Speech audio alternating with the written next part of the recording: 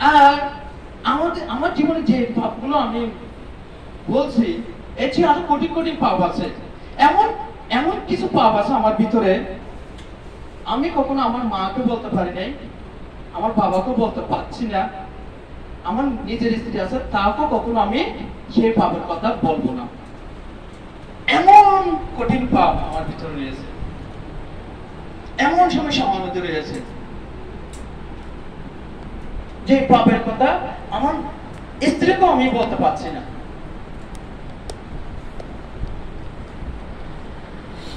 আমার প্রশ্ন হলো এখন, প্রিয় ভাই বোনেরা, আপনারা যে এখানে রয়েছেন, আপনি কি আমার মতো কখনো কি একটা পাপ করেন নাই? আপনাদের জীবনে কি একটা পাপ নাই? শুধু আমি এখানে একটা পাপী দাঁড়িয়ে কথা বলছি, আপনারা সবাই ধার্মিক, আপনারা সবাই পবিত্র, আপনারা সবাই নির্দোষ। যদি আপনি যদি পাপ করে থাকেন, আপনারা একটু বলেন দেখি, কার সাহস আছে, সাহস করে বলেন যে হ্যাঁ দাদা, আমি এই কাজটি করেছি, ছোটবেলায় আমি এই কাজটি করেছি, আমি ছোটবেলায় আমার বন্ধু থেকে একটা কলম চুরি করেছি, আমি ছোটবেলায় আমার মার অবাধ্য হয়েছি, আমি ঘর থেকে টাকা চুরি করেছি। কেউ কি নাই? দেখি একজন দুজন থেকে একটু বলেন দেখি, সাহস করে বলেন যে দাদা আমি এই কাজটা করেছি। হ্যাঁ, একজন আমাদের আগে বলেন, কি অন্যায় করেছেন আপনি, কি অপরাধ, কি পাপ করেছেন? আমি যখন ছোট ছিলাম, তখন অত বুদ্ধি ছিল না যে কোন কাজটা করলে কি হবে, তখন অনেক গরিব ছিলাম। সেহেতু একবার হচ্ছে আমাদের চাল ডালের কেনার টাকা, আমি সেই টাকাটা চুরি করেছি। এবং আমি জানি না 100 টাকা ছিল, আমি জানি না ওটা কয় টাকা। আমি দোকানে গেছি, চকলেট নিয়েছি, পরে চকলেট নেওয়ার পর আর টাকা ফেরত নেই। আমি তো জানি না যে টাকা আবার ফেরত দিবে আমাকে। পরে পরে মা যখন টাকা খুঁজছে, আমি পরে দোকানে জানতে পারছি যে আমি টাকা নিয়ে আসছি। পরে মারছে, গালি দিছে। ঠিক আছে, আগে দিয়ে বলছেন যে চুরি করেছে, তাই না? তাহলে তার জীবনে একটা কি আছে, ছোটবেলায় তার একটা চুরি, সে টাকা চুরি করেছে, তাই না? সে টাকা চুরি করেছে, এটা হলো তার জীবনে একটা কি পাপ। এবার সে জানতো না আসলে চকলেট দিয়ে যে 100 টাকা দিয়ে যে চকলেট পাওয়া যায় সেটাও জানতো না, আমাদের টাকা যে ফেরত দেবে সেটাও জানতো না, কিন্তু চুরি করতে হয় সেটা জানে। এটা আগের দোষ না, এটা আগের সমস্যা না, এটা আমরা যখন জন্মগ্রহণ করছি এটা আমাদের স্বভাব। আর আগের মতো কি আর কেউ চুরি করেন নাই? আর কেউ মিথ্যা কথা বলেন নাই? হ্যাঁ বলেন কাজল ভাই। কানের দুল চুরি করেছে সে, তার মায়ের স্বর্ণ জিনিস কাজল ভাই সে চুরি করেছে, আর কেউ নাই? হ্যাঁ উৎসব স্কুলে যে কোচিং এর বেতন, এটা বাবার কাছে বলছে যে বেতন একটু বেশি। ইয়েস, কোচিং এর টাকা চুরি করেছে উৎসব ভাই, আর কেউ? এটা তো চুরি করা না, আরো বেশি। হ্যাঁ রঞ্জন ভাই। আমি ছোটবেলায় বন্ধুদের সাথে ঘুরতে ঘুরতে যে রাস্তায় যে ঠাকুরের ছোট ছোট ঘর থাকা বেলায় ঘুরতে করতাম। ও ও ঠাকুরের ঘরে প্রণাম করতে আগে সে জানতো না সেটা একটা পাপ। আমাদের জীবনে এরকম এরকম অনেক পাপ আছে, তাই না? অনেক পাপ আছে, এবং পাপগুলো আমরা করতে থাকি, এগুলো আমরা ছোটবেলায়। হ্যাঁ আমাদের শান্ত ভাই। দাদা ছোটবেলায় এত পরিমাণ মাছ পাচ্ছিলাম, মানুষকে ডাঙ্গাইতে থাকতো, যা আসে হাতে এটা দিয়ে ডাঙ্গাইতাম, মানে পিটাতেন? আচ্ছা, মারামারি করতো শান্ত ভাই, এটা সুন্দর, এটা ভালো কথা ও স্বীকার করছে। হ্যাঁ আমাদের শিমুল ভাই। আমরা আসলে আগে আমরা 12 জন একসাথে ঘুরতাম, আমরা আসলে গরিবের বাড়ি নাই, কিন্তু সরকারের কারেন্টের তার অনেক চুরি করেছে। কারেন্টের তার চুরি করেছে সরকারের, এটা শুধু চুরি করে না, সবকিছু চুরি করে না। হ্যাঁ একটু বলেন। হ্যাঁ সুমন ভাই। দাদা আমি আমার বন্ধুর বিরুদ্ধে মিথ্যা সাক্ষ্য দিয়েছি। বন্ধুর বিরুদ্ধে মিথ্যা সাক্ষ্য দিয়েছে সুমন ভাই। মিথ্যা সাক্ষ্য একটা বিরাট একটা পাপ। আর আপনারা হ্যাঁ আমাদের যতীন ভাই। যখন আমি প্রাইমারি স্কুলে পড়তাম, তখন আমাদের যে শিক্ষক সরকারি শিক্ষক ছিল, তখন আমি কি গোড়ায় চুরি করতে গেছিলাম। তো আমাকে মাস্টার আমাকে মানে ধমক দিয়েছে নামাজে, কিন্তু মাস্টারকে আমি মারছি। মাস্টারকে পিটেছে যতীন ভাই, মাস্টারকে পিটেছে। এখন বর্তমানে সেটা হচ্ছে, অহরহ হচ্ছে একটু বর্তমানে। এটা একটা সত্য ঘটনা, মাস্টারকে পিটেছে। এটা আমাদের স্বভাব। হ্যাঁ সাধন। স্যার আমি একদিন ইটের টুকরা দিয়ে প্র্যাকটিস করতেছিলাম স্যার, পরে আমি মাঝে বলি মা আমি দেখো কিভাবে সই করি মুরগি মানে মুরগিকে কিভাবে হেডশট মারতে হবে। পরে স্যার আমি এরকম করে শুয়ে এমনি মারছিলাম স্যার, পরে মুরগির মাথা লেগে গেছে, রক্ত বের হচ্ছে। সে জানতো না পাথর দিয়ে মুরগিকে মারলে যে মুরগিটা মারা যায়, সে একটা প্রাণী হত্যা করেছে, যেটা খুব অন্যায়। সাধন ধন্যবাদ। এইরকম আমাদের পাপগুলো রয়েছে, তাই না? এবং আমাদের পাপ স্বভাবটা এটা ছোটবেলা থেকে আমরা স্কুল জীবনে যখন থাকি তখন থেকে এটা আমরা শিখি ফেলে অটোমেটিকলি। কিভাবে শিখি? কোন এক সময় একটা স্কুলে হেড টিচার শিক্ষক ডাকলেন, শিক্ষকরা সবাই আসলো, মিটিং করলো, বলছে আগামী সপ্তাহে তোমাদের ক্লাসে কি হবে? পরীক্ষা হবে। এবং শিক্ষকদেরকে বললো তোমরা সবাই 10 টাকা করে পরীক্ষার ফিস নেবা। কে বলছে? হেড টিচার বলছে শিক্ষকদেরকে, বলছে তোমরা 10 টাকা করে ফি নেবা। কাদের থেকে? স্টুডেন্ট থেকে। সেই শিক্ষক ক্লাসে গেছে, ক্লাসে গিয়ে বলছে আগামী সপ্তাহে তোমাদের পরীক্ষা হবে, পরীক্ষার সময় তোমাদের 20 টাকা পরীক্ষা ফিস আনতে হবে। আর সে ছাত্র শুনলো, শোনার পর সে তার ঘরে গিয়ে তার বাবাকে পায়নি, মাকে পাইছে। মাকে গিয়ে বলছে মা আগামী সপ্তাহে আমাদের পরীক্ষা হবে, পরীক্ষা ফিস দিতে হবে। মা বলছে কত টাকা? বলছে 30 টাকা। এখন সেই মা কি করছে, তার বাবা যখন এসেছে রাত্রে, বলছে যে তোমার ছেলের তো আগামী সপ্তাহে পরীক্ষা হবে, এখন পরীক্ষা ফিস দিতে হবে। তো বাবা বলছে কত টাকা? বলছে 40 টাকা। আর বাবা মানুষ, সকালে 40 টাকা দিয়ে দিছে। আর মা কি করছে? মা 10 টাকা রেখে দিছে, ছেলেকে 30 টাকা দিয়ে দিছে। আর ছেলে কি করছে? 10 টাকা রেখে দিছে, মাস্টারকে 20 টাকা দিয়ে দিছে। আর মাস্টার কি করছে? 10 টাকা রেখে দিছে, হ্যাঁ স্যারকে কত টাকা দিছে? 10 টাকা দিছে। এটা হলো আমাদের ছোটবেলা থেকে শিখিয়ে কিভাবে চুরি করতে হয়, কিভাবে অবাধ্য হতে হয়, এটা আমরা অটোমেটিকলি শিখে যাই। কেউ কাউকে শিখে না। যে এগুলো এখানে বলা হয়েছে, এগুলোকে কেউ কখনো বলছে তোমরা চুরি করো, মিথ্যা কাজ সাক্ষ্য দাও? কেউ বলছিল? কেউ শিখে দিছে? অটোমেটিকলি সেটা আমাদের জীবনে হচ্ছে। যখন আমরা বড় হচ্ছি, এটা তো ছোটবেলার পাপ। যখন বড় হচ্ছি আমরা কি আরো বড় বড় পাপ করতেছি না? আমরা কি আরো মানুষের বড় বড় ক্ষতি করতেছি না? আমাদের জীবনে আমরা বড় বড় পাপের সাথে আমরা জড়িত হচ্ছি না?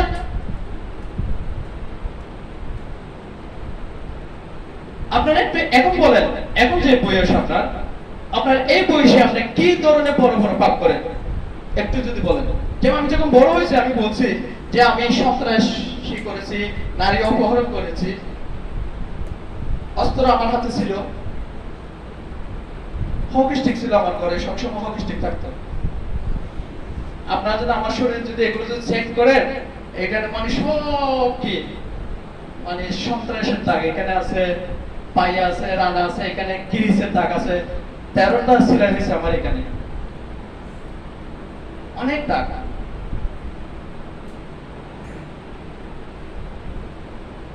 যখন আপনারা বড় হচ্ছেন আপনাদের মধ্যে কি হিংসা নাই? হিংসা নাই? ওর একটা সুন্দর টিভি আছে, আমার কেন নাই? ওদের ঘরে বড় একটা টিভি আছে, আমার ঘরে কেন নাই? আমাদের মধ্যে কি অহংকার নাই? আমাদের মধ্যে কি বলবো আর লোভ নাই? আপনাদের জীবনে কি লোভ নাই? আপনি কি একটু ভালোভাবে চলতে চান, সেটা চান না? ওরা ভালোভাবে চলতে পারে, আমরা চলতে পারি না। ওদের সুন্দর গাড়ি আছে, আমাদের কোনো গাড়িও নেই। গাড়িতে চলার গাড়ি ভাড়াও নেই। আমরা যখন বড় হচ্ছি বড় হতে বড় পাপের মধ্যে আমাদের জীবনটা শেষ পর্যন্ত আমরা এমন জায়গায় যাচ্ছি যে যেখানে আমাদের শেষ গন্তব্য হলো মৃত্যু। আমরা পাপ করতে একেবারে শেষ বয়স, আমাদের শেষ প্রান্ত হলো অনন্ত নরক।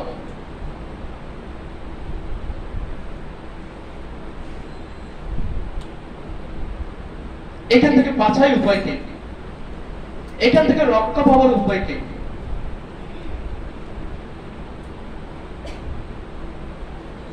আপনি কি এখান থেকে রক্ষা পেতে চান? আপনি কি এখান থেকে বাঁচতে চান? আপনার জীবনকে কি সুন্দর করতে চান? আপনার জীবনে কি আপনি অনন্ত জীবন পেতে চান? যদি আপনি অনন্ত জীবন পেয়ে থাকেন, আর সেই জীবনকে কি আপনি রক্ষা করতে চান? আমরা এত শিক্ষা পাই, এত শিক্ষা দিই, এত শিক্ষার মধ্যে দিয়ে আপনারা গড়ে উঠতেছে। আমরা মনে করতেছি যে এখানে কয়েকদিন আপনারা বাইরে থাকলে যে পাপগুলো করতে, সেই এখানে থেকে হয়তো 4-5 দিন থাকার পর আপনারা সেই পাপগুলো আপনারা করবেন না, বা সেই পাপ কাজ থেকে আপনারা বিরত রয়েছে। কিন্তু আপনারা এখানে আসার পরও এমন কিছু ব্যক্তি এখানে রয়েছেন, এখানে বসে আছেন, আমি দেখো তাদেরকে কিছু বলি নাই, তারা এখানে কি কাজ করেছে, তারা প্রতি রাত কি কাজ করতেছে, এখানে বসে আছে, অথচ তারা সেটা করে ফেলতেছে। এবং তারা মনে করতেছে আমরা সেটা দেখতেছি না। আমরা তো দেখার দূরের কথা, ঈশ্বর তো দেখতেছে। আপনাকে আমরা এখানে শিক্ষা দিতেছি, ভালো শিক্ষা দিতেছি, কিভাবে বাধ্য হতে হবে, কিভাবে ঈশ্বরকে জানতে হবে, আমাদের কাজ হলো সেটা। আর আপনারা এটা শিক্ষা পাচ্ছেন, রাত্রে গভীর রাত্রে গিয়ে আপনারা কাজটা সেরে ফেলতেছেন। এই কোন ধরনের স্বভাব? আর সেই লোক এখানে বসে আছে কয়েকজন, শুধু একজন নয়। আপনারা কয়েকজন সেরকম লোক এখানে বসে আছেন এখন।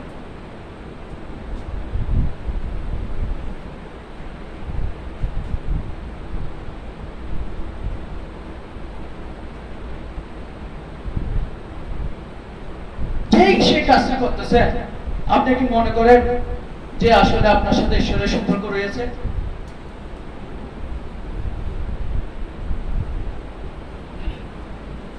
আপনি এত কষ্ট করে এখানে এসেছেন, এত শিক্ষা পাচ্ছেন, কিন্তু আপনি এসে যদি আপনার জীবনের পরিবর্তন যদি না দেখা যায়, কোনো লাভ নাই। এটা কারণ হলো আমাদের জীবনে একটা জিনিস বাস করে, সেটা হলো আমাদের হৃদয়ের মাঝে আমরা সবসময় আমরা যেটা দেখি সেটা হলো কি আমি। এখানে আমাদের বিএমডব্লিউ তে কি শিক্ষা দিচ্ছে এটা বড় বিষয় নয়, আমার মা বাবা কি বলতেছে সেটা বড় বিষয় নয়, আমার মন্ডলী পালক কি শিক্ষা দিচ্ছে সেটা বড় বিষয় নয়। বড় বিষয় হলো আমি যার খুশি তা করব, আমার যা ইচ্ছা তা করব, কারণ আমার উপর আর কেউ নেই। আমি স্বাধীন মানুষ। আমাদের জীবন, এই যে জীবন চক্র আপনারা দেখছেন, এটার মধ্যে দিয়ে আমরা চলছি।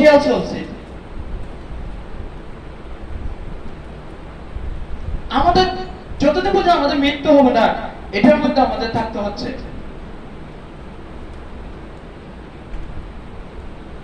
আমি যখন ছিলাম তখন আমার কি আছে, পরিবার আছে। আমি যখন জন্মগ্রহণ করেছি, আমি পরিবারের মাঝে জন্মগ্রহণ করেছি।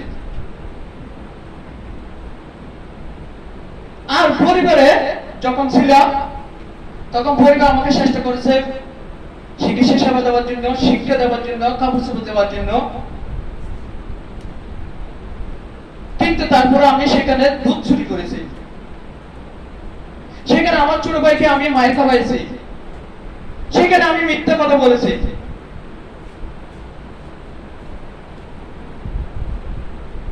আমার পরিবারে কি শান্তি আছে? আমার পরিবারের সমস্যার কারণ কে?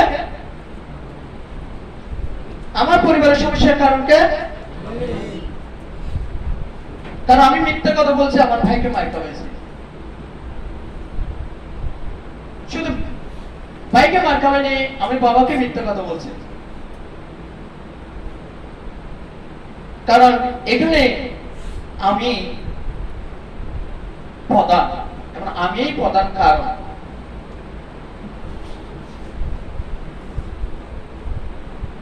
পরিবারের পর আমি যখন বাইরে যাই তখন আমার কি লাগে? টাকা পয়সা দরকার।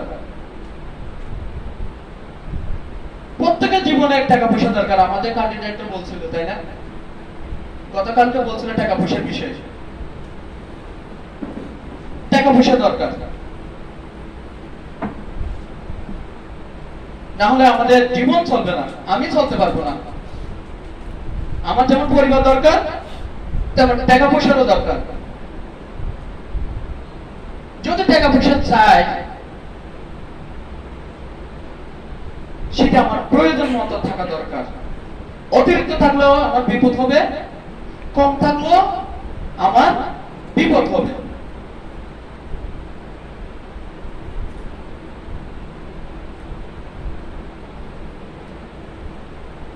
আমি যে সাক্ষ্য দিয়েছি আমার জীবনকে দিয়ে, আমার জীবনের এই সমস্যার প্রধান কারণ ছিল টাকা পয়সা।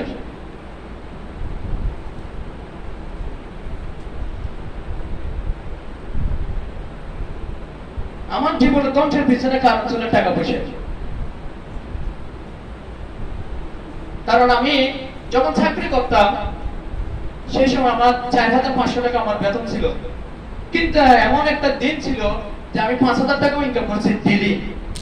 যেদিন একদম ইনকাম করি না, বৃষ্টি ছিল বা কিছু সমস্যা ছিল, মানে মেঘ ছিল, সেদিন আমি 500 টাকা ইনকাম করেছি ডেইলি। যদি আমি 5,000 টাকা ইনকাম করি আর রাত্রে যখন আমি ঘরে আসতাম, সকালে যে আমি যেখানে কাজ করতাম সাগর পাড়ে, সেখানে আমার যাওয়ার জন্য গাড়ি ভাড়া থাকতো না, আর গাড়ি ভাড়া রিক্সা ভাড়া ছিল মাত্র 10 টাকা। অথচ আমি 5,000 টাকা ইনকাম করেছি একদিন আগে।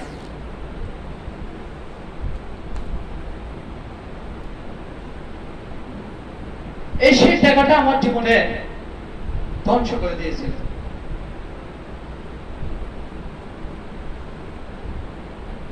আমাদের জীবনে যেটা দরকার সেটা দরকার, কিন্তু আমি যদি চাই তাহলে সেটা বিপদ ডেকে নিয়ে আসবে। কারণ টাকার মধ্যে আমিই রয়েছি।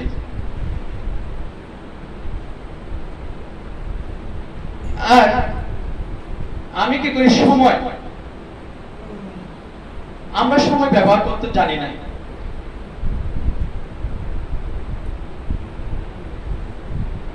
বলা হচ্ছে নদীর স্রোত এবং সময় কারোর জন্য কি করে না? নদীর স্রোত এবং সময় কারোর জন্য অপেক্ষা করে না। আজকে এখানে যে বসে আছেন, কালকে যদি চান আপনি এখানে এইভাবে বসে থাকবেন, পারবেন? এই সময়টা আনতে পারবেন? কখনো ফিরে আসবে এই সময়টা? আপনি কোটি কোটি টাকা খরচ করলে কি এই সময়টা আনতে পারবেন? আজ আমরা কিন্তু সময়কে মূল্য দিই না, কিন্তু আমরা জানি সময়কে মূল্য দিতে হয়, সময়কে সদ্ব্যবহার করতে হয়, সেটা আমরা জানি, কিন্তু আমরা ব্যবহার করি না। কারণ আমার মধ্যে কে আছে? আমি যা বলবো সময় তা করবেন, আমি যা ইচ্ছা তা করব। আর সময় অনুযায়ী আপনাকে সেটার উত্তর দিয়ে থাকেন। সেই সময়ে সঠিক সময়ে আপনাকে শিক্ষা দিয়ে থাকে। কারণ আপনি সময়কে আমরা গুরুত্ব দিই না।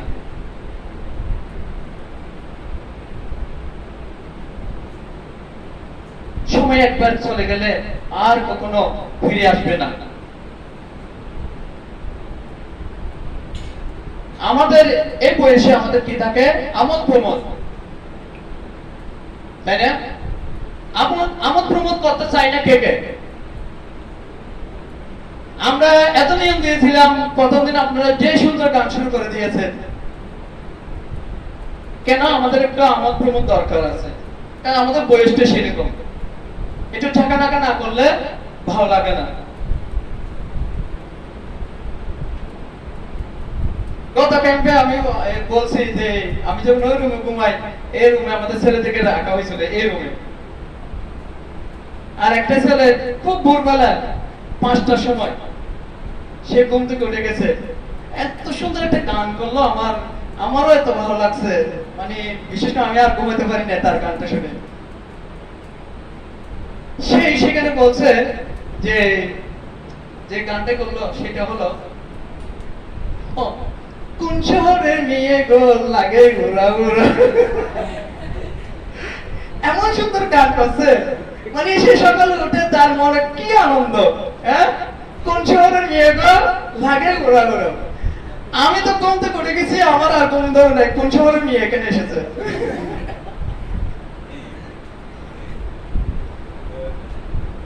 আমরা সবাই আমোদ প্রমোদ করতে ভালোবাসি, এটা দরকার, আমাদের জীবনে দরকার, প্রয়োজন, এটা অপ্রয়োজন না, বিনোদন দরকার। যদি আমরা সেই হারুনের ছেলের মতো যদি বিনোদন করতে চাই, তাহলে মনে রাখবেন আপনার থালে শুকরের খাদ্য জুটবে না। আপনি যদি অতিরিক্ত আমোদ প্রমোদ করতে যান, তাহলে সে হারুনের ছেলের মতো আপনার জীবনে, আপনার কপালে সে শুকরের খাদ্য, বাকি অংশের খাদ্যটাও জুটবে না। মনে রাখেন, আমোদ প্রমোদ আপনি করতে পারেন, কিন্তু সেটার জন্য আপনার জীবনে কাল হয়ে না দাঁড়ায়। সেই আমোদ প্রমোদ যেন আপনাকে ধ্বংস করে না দেয়।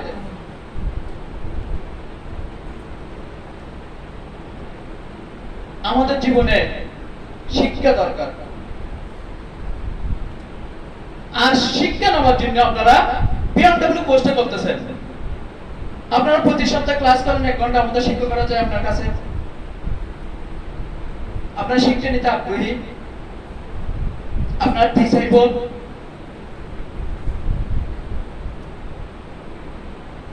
শিক্ষা নেন কেন? যেন আপনার জীবনে পরিবর্তন হয়, আপনি যেন একটা ভালো অবস্থানে যেতে পারেন, আপনি যেন সমাজে মন্ডলীতে একটা যাতে ভালো সম্মানে মর্যাদা একটা জায়গায় গিয়ে দাঁড়াতে পারেন। আর আপনারা অনেকে টাকা খরচ করে আপনারা সেই শিক্ষাটা নিতে চান। অনেকে কম্পিউটার শিখে আমি জানি, অনেকে ইংলিশ ক্লাস নিয়ে আমি জানি, অনেকে উচ্চ শিক্ষার জন্য বিদেশে যাওয়ার জন্য চিন্তা করে আমি জানি, এবং অনেকে গিয়েছে, অনেকে যাবে। আমাদের জীবনে শিক্ষা দরকার আছে, কিন্তু এমন কিছু শিক্ষা আছে যেটা আমার জীবনে বিপদ থেকে নিয়ে আসে। এমন কিছু শিক্ষা আছে যেগুলো নিলে আমার জীবনে বিপদ ডেকে নিয়ে আসবে।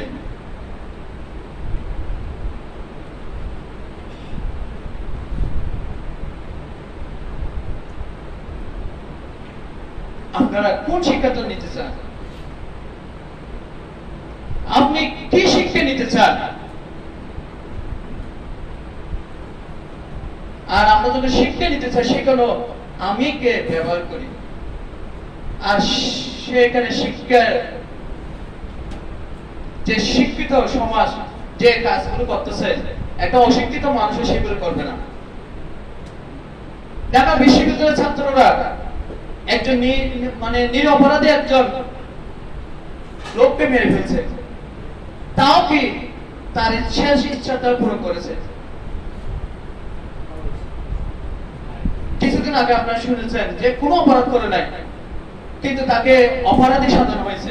বিশ্ববিদ্যালয়, ঢাকা বিশ্ববিদ্যালয়ের বাংলাদেশের সর্বোচ্চ শিক্ষা প্রতিষ্ঠানে সেই ঘটনাটা ঘটেছে, এবং তাকে ভাত খাওয়াইছে।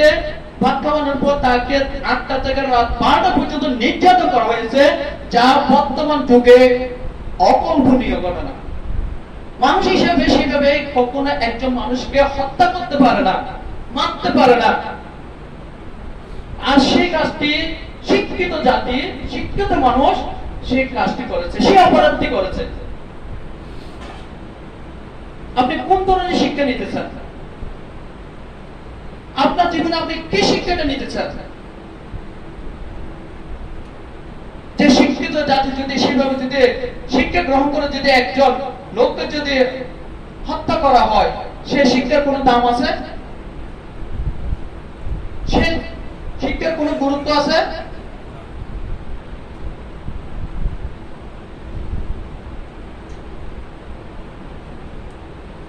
আপনি কি শিক্ষা নিতে চান? কোন ধরনের শিক্ষা আপনার জীবনে দরকার? আপনার সিদ্ধান্ত নিতে হবে, কারণ আপনি যদি এই শিক্ষা নিয়ে যদি বিপদ ডেকে নিয়ে আসেন, তাহলে সেই শিক্ষাটা না নেওয়াটাই সবচেয়ে উত্তম।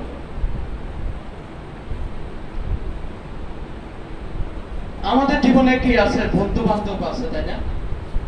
আমাদের বিএমডব্লিউ একটা লক্ষ্য উদ্দেশ্য এই ক্যাম্পগুলো করার পিছনে যে বাংলাদেশের বিভিন্ন র্যাক টিমের সদস্যরা অন্য অন্য জেলার র্যাক টিমদেরকে চিনবে, তাদের সাথে পরিচয় হবে, তারা কোন ধরনের কাজ করে, তারা কোন ধরনের পরিবেশে থাকে, সেটা যেন তারা জানতে পারে। এটা হলো আমাদের একটা উদ্দেশ্য। এটার জন্য আমরা যারা নীলফামারী থেকে এসেছেন, নীলফামারীদেরকে সবাইকে এক জায়গায় রাখিনি, যারা ময়মনসিংহ থেকে এসেছেন তাদেরকে এক জায়গায় রাখিনি, শেরপুর থেকে যারা এসেছেন তাদেরকে এক জায়গায় রাখিনি। কেন রাখিনি? কারণ আপনারা যদি আপনাদের দলের সাথে থাকেন, তাহলে আপনি আটজনকে চিনতে পারবেন না, জানতে পারবেন না তাদের স্বভাব কি, তাদের ইচ্ছা কি, তাদের পছন্দ কি। একে অপরকে জানানোর জন্য আমরা এই ব্যবস্থা করেছি। আমি শুনেছি যে ময়মনসিংহ থেকে, শেরপুর থেকে যারা এসেছে, শেরপুর থেকে যারা এসেছে তারা কিন্তু ময়মনসিংহ থেকে যারা এসেছে তাদেরকে আগে চিনত না, কিন্তু তারা আদিবাসী গারো সম্প্রদায়, কিন্তু একে অন্যজনের সাথে তাদের কোনো পরিচয় ছিল না, ছিল না। কিন্তু এই ক্যাম্পের মধ্যে দিয়ে তাদের সাথে পরিচিত হয়েছে, তাদের মধ্যে একটা ভাব হয়েছে। সেটা আমরা চাই, যাতে আপনি একে অপরকে জানতে পারেন।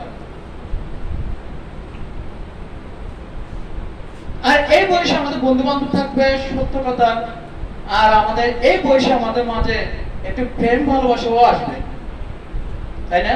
একজনকে পছন্দ লাগতে পারে, ভালো লাগতে পারে, ভালোবাসতেও পারে, ভালোবাসা আসবে, তাই না? ভালোবাসা কোনো অপরাধের না। কিন্তু এমন কিছু ভালোবাসা আছে যেটা মানুষের জীবনে বিপদ ডেকে নিয়ে আসে। আমার এক বন্ধু ছিল, সে বলছে যে পলাশ, আমার তো একটা সমস্যা হয়েছে। কি সমস্যা বলো? সে বলছে আমি একটা মেয়ের প্রেমে পড়েছি, বা আমি ভালোবাসি। বেশ ভালো, ভালোবাসো, ঠিক আছে। বলছে আমি তাকে বিয়েও করতে চাই। ঠিক আছে, বিয়ে করতে চাই, ভালোবাসলে বিয়ে করবে, ঠিক আছে। সে বলছে যে সে মেয়েটি আমাকে ভালোবাসে কিনা আমি সেটা জানি না, কি করতে হবে? সে বলছে যে আমি তো জানি না। আমি বললাম আমি তো জানি না, কি করতে হবে? সে বলছে আচ্ছা চলো আমরা একটা বৈদ্যের কাছে যাই, কারণ মেয়েটিকে আমি মনে মনে ভালোবাসি, সে তো আমাকে ভালোবাসে না, কিন্তু আমি একটা বৈদ্যের কাছে যাই। তো বলছে মেয়ের ঘটনা যখন একটা মেয়ের বৈদ্যের কাছে গেল, কে সে আমরা কথা বলতেছিলাম শুক্রবার রাত্রে, তার সাথে আমার কথা হচ্ছে, এবং যে বৈদ্যের কাছে যেতে হবে সেখানে নাকি শনিবার আর মঙ্গলবার যেতে হয়, প্রতিদিন আমার যাওয়া যায় না, দিন লাগে, ঠিক আছে। শনিবার আর মঙ্গলবার যেতে হয়। এখন আমার বন্ধু বলছে পলাশ, এখন তো সমস্যা, কখন যে শনিবার আসবে? আমি তো আজকে তো শুক্রবার, কালকে সকালে তো শনিবার হবে, বেশি দেরি হচ্ছে, আর এটা মনে অনেক দিন সময় লাগতেছে। আমি বলছি একটু অপেক্ষা কর, আজকে শুক্রবার রাত, কালকে সকালে তো শনিবার হয়ে যাবে, একটু ধৈর্য ধরো। সে ধৈর্য ধরতে চায় না, শনিবার কখন আসবে এটা কিন্তু তার চোখে ঘুম নাই। শনিবার যখন হলো, আমরা শনিবার গেলাম, এবং সেই বৈদ্যের সাথে কথা হলো। সেই বৈদ্য বললো যে তোমার একটা কাজ করতে হবে, সেটা হলো তোমাকে আমি একটা তাবিজ দিলাম, আর তাবিজটা দিলাম, তুমি একটা কাজ করবে, সেটা হলো প্রতি রাতে যখন তুমি ঘুমাবা, আর সেখানে গিয়ে তুমি প্রতি রাতে এক গ্লাস পানি নেবা, এবং পানি নিয়ে যাকে তুমি ভালোবাসো সে মেয়েটির নাম বলবা, এবং নিঃশ্বাস বন্ধ করতে হবে, এবং নিঃশ্বাস বন্ধ করে মেয়েটির নাম বলে, এবং 3 বার নাকি নিঃশ্বাস বন্ধ করে এই তাবিজ ছোঁয়াতে হবে। আর সে নিঃশ্বাস বন্ধ করে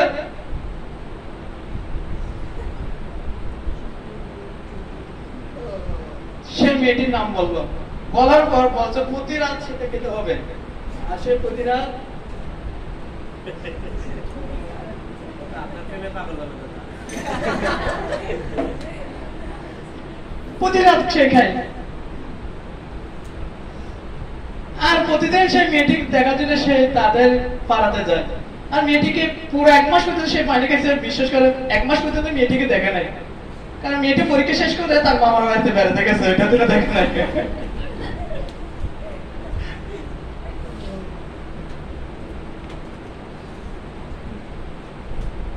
আর এদিকে সে 1 মাস পানি খেয়েছে, তার গ্যাস্ট্রিক ছিল, গ্যাস্ট্রিক পর্যন্ত চলে গেছে, কিন্তু সে মেয়েটিকে সে পায়নি। কারণ সেখানে আমি ছিলাম আর তার সে ছিল, তার ইচ্ছা মতো সেটা করতে চাইছে।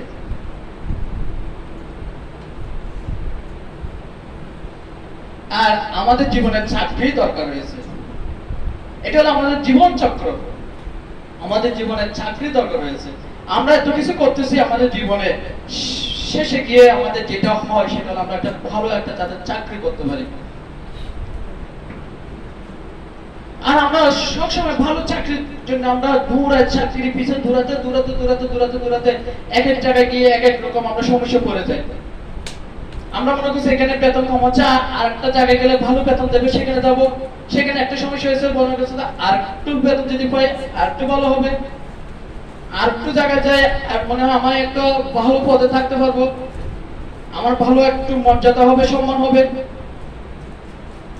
এইভাবে করতে করতে করতে করতে করতে করতে আমরা শেষে চলে যাই যে চাকরি পেয়েও আমরা কেউ শান্তিতে থাকি না।